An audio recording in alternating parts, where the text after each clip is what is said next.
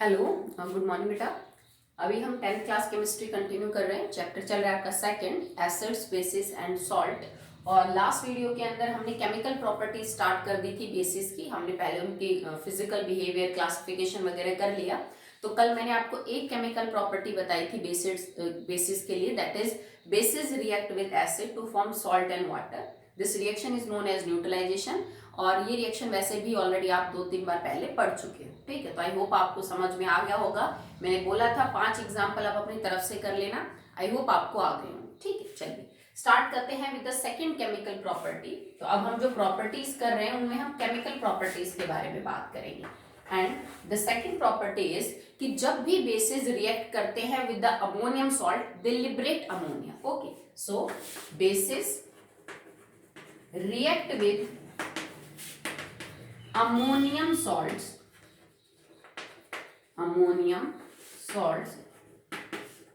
to liberate ammonia। ठीक है, वो अमोनिया मतलब बेसिस है, एल्कलीज लिख लीजिए आप। Alkalis react with ammonium salts to liberate ammonia. जब भी कोई अमोनियम सॉल्ट के साथ रिएक्शन करेगा कोई एल्कली बेस, तो वो उस अमोनियम सॉल्ट में से अमोनिया को बाहर करने में कैपेबल होते हैं। अब अमोनियम सॉल्ट्स क्या होंगे बेटा? जिनके अंदर जो कैटायन है ना, दैट इज अमोनियम आयन। ठीक है, तो अमोनियम सॉल्ट्स कौन से हो जाएंगे? जिसके अंदर कैटायन आपकी NH4 पॉजिटिव होनी चाहिए। आप इसका जो नेगेटिव हिस्सा है वो कुछ भी ले सकते हो। जैसे आपने ले लिया अमोनियम क्लोराइड, आपने ले लिया अमोनियम ब्रोमाइड, ठीक है, आपने ले लिया अमोनियम सल्फेट। ठीक है, ये अलग तरह के हमने सॉल्ट बना रखे, पर आप अमोनियम हाइड्रोक्साइड नहीं ले सकते because that is not a salt, that is a base. Okay, तो आप इस तरह के कंपाउंड ले लीजिए जिसमें कैटायन जो है सॉल्ट के अंदर वो अमोनियम हो। तो ऐसे किसी भी सॉल्ट के साथ जब कोई बेस एल्कली रिएक्ट करेगा तो वो इस सॉल्ट बेस से अमोनिया को बाहर कर देता है। ठीक है, जैसे एक रिएक्शन देखते हैं हम। मान लीजिए आपके पास ये अमोनियम क्लोराइड ही ले रखा है हमने, जो एज ए सॉल्ट ले रखा था। ठीक है, आपने इसको सॉलिड स्टेट में डाला, it react with NaOH aqueous. ठीक है, strong base react with salt. ठीक है, और ये एक्चुअली में अगर तुम इस सॉल्ट को चेक करो ना, तो देखो ये सॉल्ट कब बना होगा? It is a salt made up by NH4OH and HCl। ये दोनों जब आपस में रिएक्शन करी होगी then it will form NH4Cl plus में H2O। तो ये जो सॉल्ट है ना, ये एक्चुअली में एक वीक बेस और एक स्ट्रॉन्ग एसिड का सॉल्ट है। समझ रहे हो आप? ठीक है, this is a salt of strong acid and a weak base, क्योंकि HCl स्ट्रॉन्ग है और जो NH4OH है that is a weak base. तो सम बट इस सॉल्ट का नेचर कैसा है बेटा? Acidic. This salt is acidic in nature. तो देखो, तुमने एक एसिडिक सॉल्ट के सामने एक बेस ले रखा है, तो reaction will proceed like a neutralization reaction. Okay, होगा क्या इसमें? देखो, अब न्यूट्रलाइजेशन में रिएक्शन में क्या बनेगा? वाटर। ठीक है, तो आपने लिखा वाटर, प्लस इसमें सॉल्ट भी बनेगा, तो सॉल्ट क्या हो जाएगा आपका? NaCl, और प्लस में क्या बाहर हो जाएगा? That is ammonia. ओके, अब इसी रिएक्शन को तुम थोड़ा इस मैनर में समझो। ये मैंने आपको फर्स्ट चैप्टर में भी बोला था कि जब आपके पास कोई स्ट्रॉन्ग एसिड है, वो रिएक्शन करता है एक ऐसे सॉल्ट के साथ जिस सॉल्ट के अंदर एसिड उससे कमजोर है, तो स्ट्रॉन्ग एसिड अपना सॉल्ट बना लेता है और कमजोर एसिड को कर देता है बाहर। ओके, यही ऐसा ही कुछ इस रिएक्शन में भी हो रहा है। It is a strong base, ठीक है, और इसके सामने जो सॉल्ट मौजूद है ना, उसके अंदर जो बेस है वो कमजोर है। तो NaOH क्या करेगा कि खुद का तो सॉल्ट बना लेगा और ये जो कमजोर बेस है ना, इसको बाहर कर देगा। ठीक है, तो हुआ क्या कि NH4Cl दो चीजों से मिलकर बना था, HCl एंड NH4OH। और ये स्ट्रॉन्ग बेस, ये कमजोर बेस, तो स्ट्रॉन्ग बेस क्या करता है? HCl के साथ खुद का सॉल्ट बना लेगा। अब NaOH अगर HCl के साथ रिएक्शन करेगा तो क्या बनेगा? NaCl and water. ठीक है, बैलेंस नहीं किया मैंने इसको।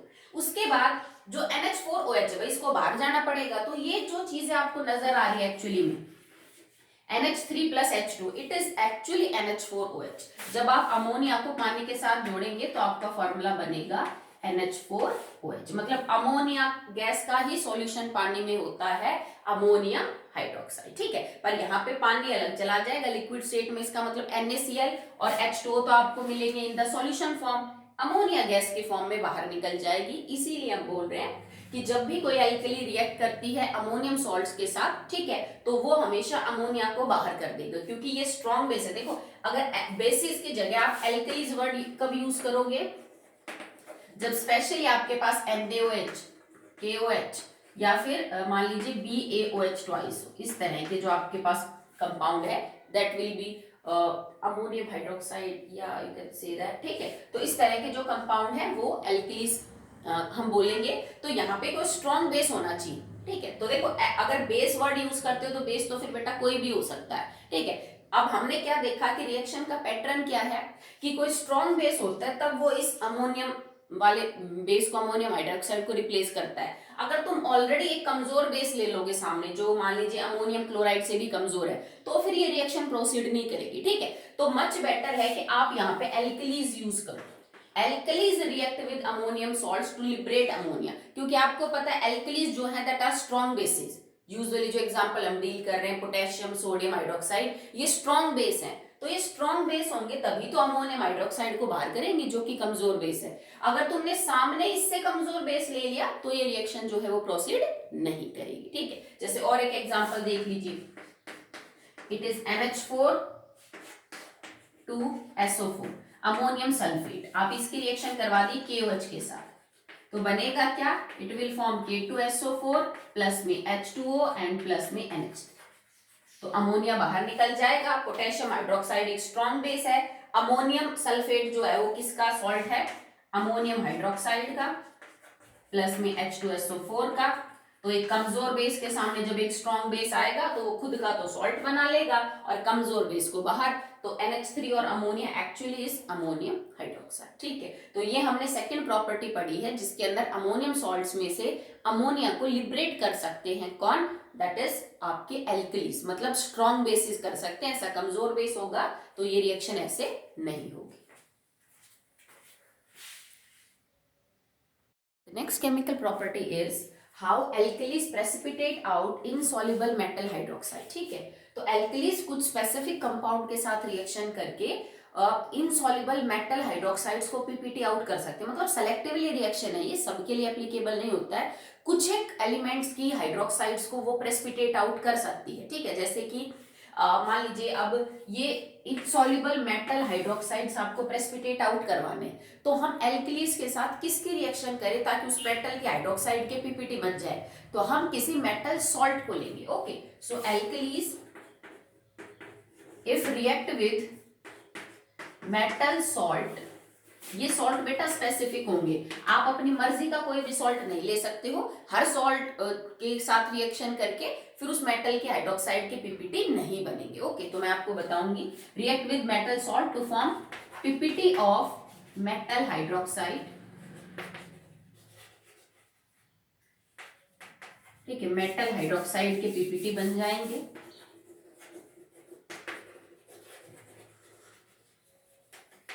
ओके, ठीक है। प्लस में आपके पास जो है वो कोई सॉल्ट बाहर हो सकता है, प्लस में सॉल्ट, ठीक है। देखो मैंने एल्कलीज की मतलब स्ट्रॉन्ग बेसिस की आपने रिएक्शन करवाई किसी मेटल सॉल्ट के साथ, जो कि स्पेसिफिक सॉल्ट्स होंगे, सबके लिए एप्लीकेबल नहीं है, तो प्रेसिपिटेट हो जाएंगे किसी मेटल हाइड्रोक्साइड के, और उसके बाद एक नया सॉल्ट जो है वो बनेगा। जैसे फॉर एग्जांपल आपने एक रिएक्शन ली CuCl2 एक्वस। अब ये मेरे पास क्या है, this is a metal salt, copper का सॉल्ट है, ठीक है। Copper chloride is a salt of copper metal, ठीक है। मैंने इसकी रिएक्शन करवाई एल्कली के साथ, that is NaOH, strong bases लेने हमें NaOH। ये दोनों आपस में रिएक्शन करेंगे तो होगा क्या बेटा, देखो कॉपर तो बना लेगा हाइड्रोक्साइड और सोडियम बना लेगा क्या, दैट इज क्लोराइड, सोडियम की क्लोराइड बन जाएगी। तो ये जो रिएक्शन है ना actually it is a type of double displacement reaction. भाई दोनों सॉल्यूशन कंडीशन में है, पहले सोडियम के साथ OH नेगेटिव आयन थी, अब सोडियम के साथ Cl नेगेटिव आयन है।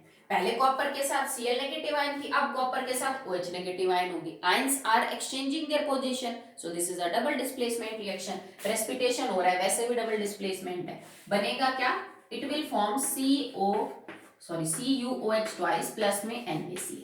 अब NaCl तो एक्वस बन जाएगा, ठीक, NaCl will in the aqueous condition, और ये जो कॉपर हाइड्रोक्साइड बना है इसके पीपीटी बन जाएंगे और that colour will be bluish white.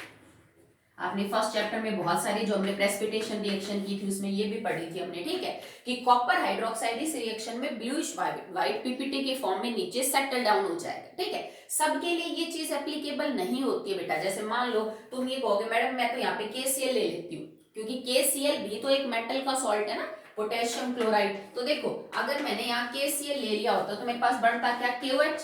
और जो पोटेशियम हाइड्रोक्साइड है that is not form PPT, वो पीपीटी नहीं बनाता है। तो किसी भी सॉल्ट के लिए ये रिएक्शन एप्लीकेबल नहीं। कुछ सेलेक्टिव सॉल्ट्स जिनकी हाइड्रोक्साइड प्रेसिपिटेट आउट होती है उनके लिए आप ये यूज कर सकते हो, ठीक है। जैसे कि मान लीजिए आपके पास यहाँ पे हो like FeCl3 aqueous, it react with NaOH aqueous, तो बनेगा क्या, आयरन के साथ OH चला जाएगा, सोडियम के साथ chlorine, it will form FeOH thrice, PPT out होंगे, सॉलिड फॉर्म में निकलेगा, एंड प्लस में बाहर निकल जाएगा दैट इज NaCl एक्वस। और इसके जो पीपीटी है that is of colour reddish brown, ठीक है, रेडिश ब्राउन कलर के पीपीटी मिलेंगे आपको,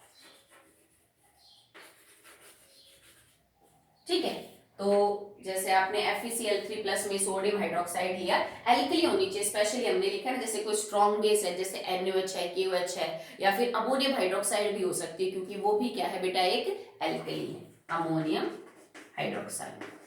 आप वो भी लेके इस रिएक्शन को करवा सकते हैं, तो इधर NH4Cl बाहर निकल जाएगा। आप यहाँ ZnCl2 भी ले सकते हो। अगर मैं जिंक क्लोराइड की जो है वो रिएक्शन करवाऊं, ठीक है, तो इट रिएक्ट विद NaOH और ammonium hydroxide to form ZnOH twice. बाकी रिएक्शन बिल्कुल सेम होगी, पर यहाँ पे जिसके पीपीटी बनेंगे वो क्या होगा, that will be of zinc hydroxide, और इसकी जिलेटिनस व्हाइट कलर के जो है वो पीपीटी बनते हैं। तो हमने कुछ सेलेक्टिवली कंपाउंड्स लिए, कुछ सेलेक्टिव सॉल्ट्स लिए, like copper chloride, ferric chloride and zinc chloride. इसने बनाया कॉपर हाइड्रोक्साइड के ब्लूइश व्हाइट पीपीटी, इसने बनाया reddish brown PPT of FeOH thrice, और जिंक क्लोराइड से हमारे पास बने ZnOH ट्वाइस, एंड इनका कलर जो होता है पीपीटी का that is gelatinous white, gelatinous white PPT. तो देखो एल्कलीज ने, बेसिस ने कुछ मेटल सॉल्ट्स में से उनकी हाइड्रोक्साइड को क्या कर दिया, बाहर प्रेसिपिटेट आउट कर दिया। ओके चलिए नेक्स्ट देखिए बेटा, अगली केमिकल रिएक्शन है that basis react with CO2 from the air. अगर आप बेसिस को ओपन एनवायरनमेंट में रख रहे हैं तो हवा के अंदर से कार्बन डाइऑक्साइड को यूं समझ लीजिए कि उसके साथ रिएक्ट करता है आपका बेस। तो फोर्थ प्रॉपर्टी है केमिकल, एल्कलीज और basis, alkalis react with CO2 from air. हवा के अंदर अच्छी खासी होती है CO2, तो उस कार्बन डाइऑक्साइड के साथ जो बेसिस है वो रिएक्ट करते हैं। रिएक्शन का टाइप क्या होगा, जो CO2 है ना बेटा वो एक नॉन मेटल की ऑक्साइड है, carbon is a non metal, non metal की ऑक्साइड है।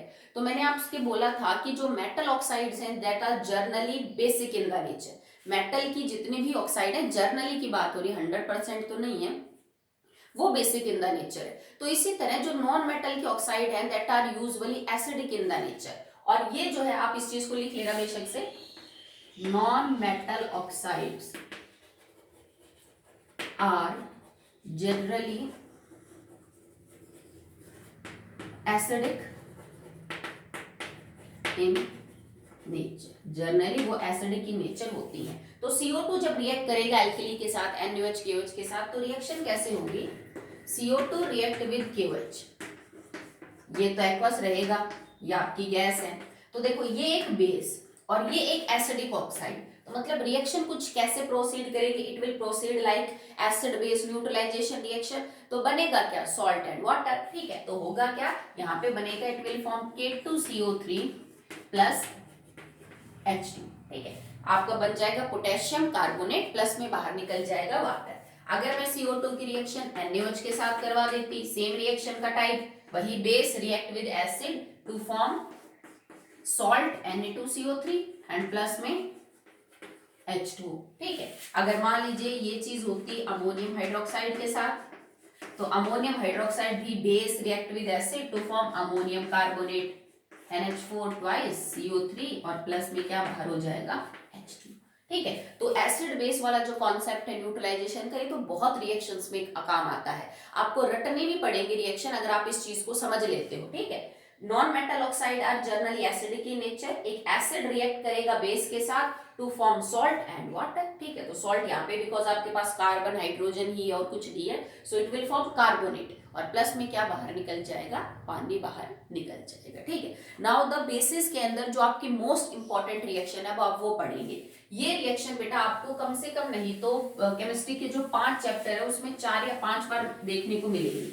अलग अलग टॉपिक में अलग अलग तरह से इस रिएक्शन को पूछा जाता है, and this is most important one, ठीक है। Reaction of alkalis with metals, fifth reaction है reaction of alkalis with metals, और ये कुछ एक मेटल्स के साथ है, सबके साथ नहीं, सेलेक्टिवली है, जिनके बारे में हम बात करेंगे उन्हीं के लिए, ठीक है। तो एल्कलीज जस्ट लाइक KOH है, NaOH है, they will react with some specific metal, और उनसे बनते क्या है, दे विल फॉर्म सॉल्ट, ठीक है। तो जब कुछ एल्कलीज किसी स्पेशली मेटल के साथ रिएक्शन करती है, दे विल फॉर्म सॉल्ट, वो सॉल्ट प्लस में हाइड्रोजन गैस बनाती है। देखो सेम टाइप की रिएक्शन ना हमने उसमें भी पढ़ी थी, एसिड्स में भी। एसिड की भी तो ये प्रॉपर्टी होती है ना, that acid react with metals, active metal है पर वहां पे, to form salt and hydrogen gas. Bases इतनी वैरायटी तो शो नहीं करते हैं मेटल्स के साथ, पर कुछ एक मेटल्स के साथ वो ऐसा करते हैं, और ये जो मेटल हमारे पास है ये रहेंगे जिंक और एल्यूमिनियम, ठीक है। हम यहाँ पे जिंक और एल्यूमिनियम दो मेटल्स के साथ एल्कलीज की NaOH KOH की जो रिएक्शन है उसको दिखाएंगे, और ये बहुत इंपॉर्टेंट है, इनके फॉर्मूले और इनके नाम, ये रिएक्शन कई बार पूछी जा चुकी है पेपर में, ठीक है। तो चलिए सबसे पहले स्टार्ट करते हैं। Zinc solid react with NaOH that is aqueous to form a salt that is known as sodium zincate। ये अब तक आपने नहीं पढ़ा है, एक सॉल्ट बनेगा Na2ZNO2 प्लस H2 गैस, ठीक है। तो zinc metal react with NaOH a strong base to form a salt। इस सॉल्ट का नाम है sodium zincate, it is sodium zincate. अगर आप इसमें कैटाइन एनाइन पता करना चाहते हो तो इट इज Na पॉजिटिव, ये आपकी Na पॉजिटिव हो जाएगी, और इस पूरे के ऊपर ZNO2 के ऊपर पूरा चार्ज क्या रहेगा, दैट इज 2 नेगेटिव। आप इसको आगे और पढ़ोगे, मैं इसको अभी ज्यादा डिटेल में नहीं समझा रही हूँ कि कौन सी कैटाइन कौन सी एनाइन क्या है, क्योंकि हमारा जो तीसरा टॉपिक है ना इस चैप्टर में, एसिड बेसिस एंड सॉल्ट, तो सॉल्ट में हम इस चीज को पढ़ेंगे, तो वहां पे आपको ये क्लियरली समझ आ जाएगा कैसे बना, किस कैटेगरी का सॉल्ट होता है ये, तो वहां पे इसको पढ़ेंगे सॉल्ट टॉपिक में, ठीक है। तो it is a sodium zincate. अगर आप यहाँ पे KOH ले लेते, भाई मैं यहाँ पे जिंक के साथ KOH ले लेती, जरूरी तो फिर NaOH होगा, तो हाइड्रोजन गैस तो वही बाहर निकलेगी। अब सोडियम जिंकेट की जगह बन जाएगा potassium zincate, it will form K2 zincate है ZnO2, now it will potassium zincate, ठीक है। तो ये दोनों रिएक्शन बहुत बार पूछी जा चुकी है पेपर में। NaOH अगर जिंक के साथ रिएक्ट करेगा तो sodium zincate and hydrogen gas, और अगर जिंक के साथ KOH रिएक्ट करता है तो it will form potassium zincate and hydrogen gas, ठीक है। नेक्स्ट बात करते हैं अबाउट एल्यूमिनियम, कि एल्यूमिनियम जो है वो कैसे रिएक्शन करता है विद द एल्कलीज, NaOH और KOH के साथ हम इसके रिएक्शंस को देखेंगे। So aluminium react with NaOH plus water, आप एक्वस भी लिख सकते हो, आपने वाटर लिख दिया, तो एल्यूमिनियम जो है वो थोड़ा रिएक्टिव है, जिंक के कंपैरिजन में तो क्या है बेटा, ज्यादा रिएक्टिव है, so it will form sodium aluminate plus hydrogen gas. तो देखो बेटा फॉर्मूले सेम नहीं है, जिंक और सोडियम एल्यूमिनेट हुआ जैसे, और सोडियम जिंकेट हुआ, इनके फॉर्मूले अलग अलग है। क्यों अलग अलग है, क्योंकि जो तुमने सोडियम जिंकेट बनाया उसके अंदर जिंक के ऊपर +2 चार्ज है, जबकि एल्यूमिनियम के ऊपर चार्ज होता है +3, तो इन दोनों के कंपाउंड एक जैसे थोड़ी ना बन सकते हैं फॉर्मूले में, ठीक है। जैसे जिंक क्लोराइड और एल्यूमिनियम क्लोराइड दोनों के फॉर्मूले अलग हैं, that is ZnCl2 and AlCl3। तो इसी तरह इनकी प्रोनाउंसिएशन बिल्कुल जैसे थोड़ी आइडेंटिकल लग रही है, sodium zincate and aluminium zincate, ठीक है। पर इनमें सोडियम एल्यूमिनेट और सोडियम जो जिंकेट है वो एल्यूमिनेट जिंकेट, पर क्योंकि दोनों पे चार्ज अलग अलग है तो दोनों के फॉर्मूले भी अलग अलग होंगे। यहां हमने लिखा है NaAlO2 that is sodium aluminate. अगर आप इस सॉल्ट को चेक करेंगे तो it is made by Na positive and AlO2, और उसके ऊपर क्या है 1 negative. Again this type of salt will be discuss in the topic salt, तो हम वहां पे इसको डिटेल में डिस्कस करेंगे, ठीक है। अगर यहाँ पे आप NaOH की जगह KOH ले लेते बाकी सारी रिएक्शन सेम होती, aluminium plus KOH plus water. तो अब आपके पास ये बनता है KaLO2 प्लस हाइड्रोजन गैस, इसका नाम हो जाता है potassium aluminate, potassium aluminate. These all reactions are important. Acids के केस में रिएक्शन थोड़ी ज्यादा थी अपने चैप्टर में, इसमें कम है, but that are selectively very important. ये सारे के सारे रिएक्शन इंपॉर्टेंट है, आप इसमें से कोई भी स्किप नहीं कर सकते हो, ठीक है। चलिए आगे देखिए। The next topic is an activity to show that when zinc or aluminium react with alkalis, the gas liberated is hydrogen. Okay, so अब हम एक activity perform करेंगे, activity to show that hydrogen gas is liberated when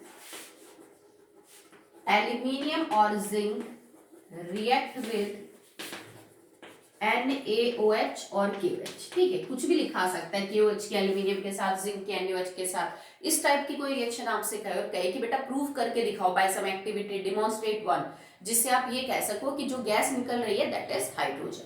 तो आप क्या करोगे बेटा, एक टेस्ट ट्यूब लोगे, उसमें से एल्यूमिनियम है तो एल्यूमिनियम पाउडर मिल जाएगा लैब में, या फिर एल्यूमिनियम के बारीक बारीक फ्लेक्स मिल जाती है, ले लीजिए आप। जिंक कह रहा है तो जिंक के ग्रेन्यूल्स मिल जाएंगे लैब में, या जिंक की डस्ट मिल जाएगी, ठीक है। मान लो आपने जिंक के साथ रिएक्शन करवानी है, तो हमने जिंक के ग्रेन्यूल टेस्ट ट्यूब में डाल दी, दाने दाने होते हैं जिंक के ग्रे कलर के, वो आपने डाल दिए, ठीक है। और आप ये रिएक्शन करवाना चाहते हो विद NaOH या KOH, तो आपने ऊपर से क्या ले लिया बेटा, जो NaOH सॉल्यूशन है वो डाल दिया, ठीक है। हमने ऊपर कंसंट्रेटेड NaOH सॉल्यूशन डाल दिया, कंसंट्रेटेड NaOH मतलब अच्छा खासा कंसंट्रेटेड है, 40-50% इसके कंसंट्रेशन है, वो डाल दिया, ठीक है। अब आप इसको क्या करो, थोड़ा सा हीट करो। ये जो रिएक्शन हम कर रहे थे that will proceed on small heating, आपको थोड़ा गर्म करना पड़ेगा, तब रिएक्शन जो है वो प्रोसीड करती है। तो नीचे से हम इसको गर्म कर रहे हैं by the help of burner, ठीक है। आपने इसको जो है वो कॉर्क लगा रखा है टेस्ट ट्यूब के ऊपर से, कॉर्क के अंदर से एक छेद है जिसमें से एक ट्यूब को हमने पास कर रखा है, और इसमें से गैस बाहर निकल रही है, ठीक है। इसको आपने एक टेस्ट ट्यूब स्टैंड होल्डर से या पकड़ रखा है, या फिर मान लीजिए वैसे ही आपने इसको स्टैंड के ऊपर फिक्स कर रखा है, ठीक है, क्योंकि आप हीट कर रहे हो तो आपने स्टैंड से इसको फिक्स कर रखा है और नीचे आप इसको हीट कर रहे हो। अब जैसे ही तुम इसको थोड़ा गर्म करोगे, जिंक जो है वो रिएक्शन स्टार्ट करेगा NaOH के साथ, बबल्स निकलेंगे बेटा। जब भी सॉल्यूशन में से कोई गैस निकलती है, जैसे हवा ही पास हो रही है, तो आपको पता है ना, जैसे कई बार साइकिल या फिर बाइक का ट्यूब वगैरह पंक्चर हो जाती है, तो वो उसको पानी में डालता है, तो जहां से भी हवा निकल रही है वहां से बबल्स निकलेंगे। तो गैस जब भी सॉल्यूशन में से निकलेगी, बबल्स दिखेंगे आपको, तो आपको पता चल जाएगा भाई हाँ गैस निकलने लग गई, रिएक्शन हो रही है। और वो जो गैस है वो इस ट्यूब के थ्रू आगे यहाँ जाके प्रोसीड करेगी, और यहाँ आप कोई भी जलती हुई चीज ले जाइए तो वो बर्निंग साउंड जो है उसकी पॉप साउंड के साथ वो जलेगी। तो इससे हम कंफर्म कर लेते हैं that this gas is hydrogen, ठीक है। तो आप प्रूव भी कर सकते हो कि जो गैस निकली है वो hydrogen. Okay, now the last topic in the basis category. तो अब हमने 3 टॉपिक जो थे चैप्टर के, एसिड, बेसिस एंड सॉल्ट, उसमें ऑलमोस्ट 2 डन कर लिए हैं। Acids physical chemical property uses, basis physical chemical property, and now the last topic is uses। तो यहाँ पे हम कुछ इंपॉर्टेंट जो बेस हैं उनके यूज के बारे में पढ़ेंगे, और जो मोस्ट इंपॉर्टेंट हम पढ़ रहे हैं that is sodium hydroxide, potassium hydroxide, ammonium hydroxide, इस तरह के कंपाउंड, ठीक है। तो चलिए स्टार्ट करते हैं विद द NaOH। NaOH एक बहुत ही कॉमन बेस है, बहुत ही स्ट्रॉन्ग बेस है। ये आपको लैब में मिल जाएगा in the form of pellets, powder. ये जैसे दवाइयां होती है हमारे घर में टैबलेट होती हैं, इस तरह से व्हाइट कलर की टैबलेट्स के अंदर मिलता है। अगर आप इसका सॉल्यूशन बनाएंगे पानी पे तो वो क्या हो जाता है, कलरलेस हो जाएगा, ठीक है। इसके यूज अगेन जैसा मैंने आपको बोला, आप जो यूज आप पढ़ रहे हो किसी एसिड का या किसी भी और कंपाउंड का, ये आपको अब फैमिलियर नहीं लगेंगे, क्योंकि आपने पढ़ा ही नहीं है कि ये कहाँ यूज हो रहे हैं इस कंपाउंड को बनाने में। But if you once done with the chemistry, 10th की केमिस्ट्री को जब आप पूरा पढ़ लेंगे तो ये यूज आपको समझाने की जरूरत नहीं पड़ेगी, क्योंकि मोस्ट ऑफ द यूजेस को हम अपने सिलेबस में इंक्लूड करने वाले हैं, जहां पे आप देखोगे कि ये कहाँ काम आ रहा है इस चीज को बनाने में, ठीक है। तो फिलहाल के लिए तो बेटा आप इनको याद ही कर लीजिए, क्योंकि आगे मेरे को पढ़ाना ही है, तो अभी इनको डिटेल में समझाने का कोई फायदा नहीं है। तो number 1, it is use in the manufacturing of soap, detergent. ठीक है। आप इससे जो डिटर्जेंट है, साबुन है, वो सब बना सकते हो। बहुत यूं समझ लीजिए इंपॉर्टेंट रिएक्शन होती है जब हम साबुन को बनाते हैं with the help of NaOH। आप इससे कागज बना सकते हो, आप इससे आर्टिफिशियल सिल्क बना सकते हो।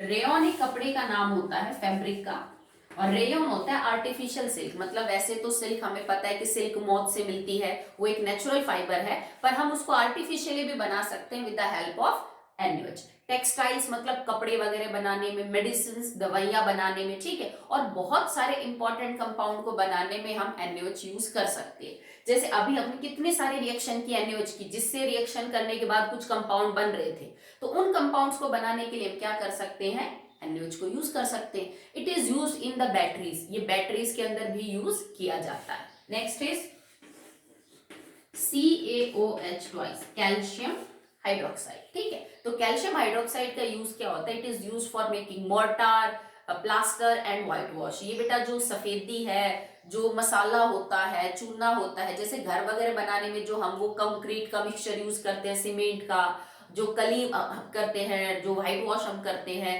प्लास्टर लगाते हैं दीवारों पे, उसको करने के लिए हम कैल्शियम हाइड्रोक्साइड का जो है वो यूज करते हैं। It is use for making bleaching powder. ये आप आगे पढ़ोगे ब्लीचिंग पाउडर इससे कैसे बनता है। ब्लीचिंग पाउडर एक ऐसा पाउडर होता है जो किसी भी चीज के ऊपर से रंग को हटा देता है, तो उसमें भी आप इसको यूज करते हैं, ठीक है। Next, it is used in the manufacturing of सब इंपॉर्टेंट कंपाउंड्स। आप इससे बहुत सारे इंपॉर्टेंट कंपाउंड बना सकते हो, जैसे कैल्शियम कार्बोनेट है, बाकी कंपाउंड है, बाइकार्बोनेट है, वो भी आप इससे बना सकते हो। It is also use in fields, ये खेतों में भी यूज किया जाता है, ठीक है, क्योंकि इसका नेचर बेसिक है। तो मान लो अगर किसी खेत की जो मिट्टी है वो बहुत ज्यादा एसिडिक है, किसी पर्टिकुलर फसल के लिए बायो एसिडिक मिट्टी काम नहीं कर रही, आपको थोड़ी उसकी एसिडिक स्ट्रेंथ कम करनी मिट्टी की, तो आप उस खेत के ऊपर कैल्शियम हाइड्रोक्साइड छिड़क दीजिए, क्योंकि मिट्टी एसिडिक है, ये बेस है, तो वो थोड़ा सा एसिड का इफेक्ट क्या कर देता है, न्यूट्रलाइज कर देता है, ठीक। Next is ammonium hydroxide. बहुत ज्यादा स्ट्रॉन्ग बेस तो नहीं है, but still it is used. तो number 1 is it is used in the reagent. ये रिएजेंट के तौर पे यूज किया जाता है लेबोरेटरी में। रिएजेंट कुछ नहीं बेटा, यूं समझ लीजिए कि कंपाउंड है जिसको हम लैब्स में किस रिएक्शंस में, एक्सपेरिमेंट को परफॉर्म करने के अंदर जो है वो यूज करते हैं, okay. It is use to make glass paints, ये कांच वगैरह बनाने में जो है वो यूज किया जाता है। जैसे कांच में, जैसे मान लीजिए कोई धब्बा वगैरह लग गया कांच के ऊपर कोई, या फिर कपड़ों पे कुछ गिर गया दाग धब्बा इंक का, तो उसको हटाने के अंदर भी हम यूज करते हैं। NaOH वगैरह को भी हम ग्लासेस वगैरह बनाने में क्या करते हैं बेटा, यूज करते हैं। कुछ गहरे दाग जैसे ग्रीस वगैरह के दाग लग जाए, चिकनाई लग जाए किसी चीज पे, तो उसको रिमूव करने के लिए भी हम इसको यूज करते हैं। अमोनियम हाइड्रोक्साइड से आप प्लास्टिक, मेडिसिन, फर्टिलाइजर्स, डाइज, ये सब कुछ बना सकते हो, ठीक है। दवाइयां, खाद, ये रंग जो चीज चढ़ाते हैं किसी भी चीज पे, ये सब कुछ आप बना सकते हो with ammonium hydroxide. Last one is magnesium hydroxide. तो मैग्नीशियम हाइड्रोक्साइड एक अच्छा एंटी एसिड है। एंटासिड्स क्या होते हैं बेटा, कई बार हम ज्यादा खा लेते हैं या फिर उल्टा सीधा खा लेते हैं, तो हमारे को एसिडिटी हो जाती है, बदहजमी जिसको हम बोलते हैं, इंडाइजेशन, पेट में जलन महसूस होती है, ठीक है, अजीब अजीब से डकारें आती हैं। तो उस सिचुएशन में होता क्या है कि हमारी बॉडी में जो HCl है वो पेट में ज्यादा सिक्रीट हो जाता है, जरूरत से ज्यादा, और उस एसिड के इकट्ठा होने से हमें वो जलन महसूस होती है। तो हम MgOH ट्वाइस को लेते हैं ऊपर से, क्योंकि ये कमजोर बेस है। तो बेस जब जाएगा आपके स्टमक में, ज्यादा एसिड है, उस एसिड को न्यूट्रलाइज कर देता है, और इस हिसाब से हमारी जो प्रॉब्लम है एसिडिटी वो दूर हो जाती है, हमें वो जो अनईजीनेस की फीलिंग है वो नहीं आती, okay. So that will be all in the basis for today.